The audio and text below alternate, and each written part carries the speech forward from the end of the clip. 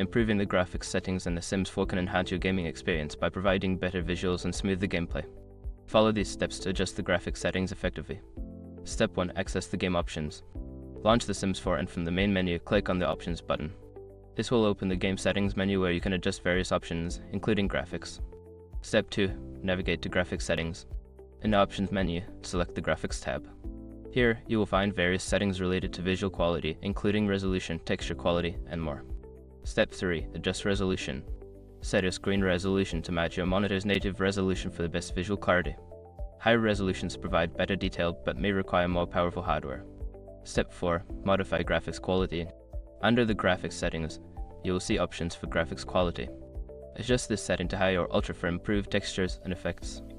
Be mindful of your computer's performance capabilities. Step 5. Enable or disable VSync. Consider enabling VSync to reduce screen tearing, which can improve visual smoothness. If you experience lag, you may want to disable it for better performance. After following these steps, you should notice a significant improvement in the graphics quality of The Sims 4. Enjoy your enhanced gaming experience.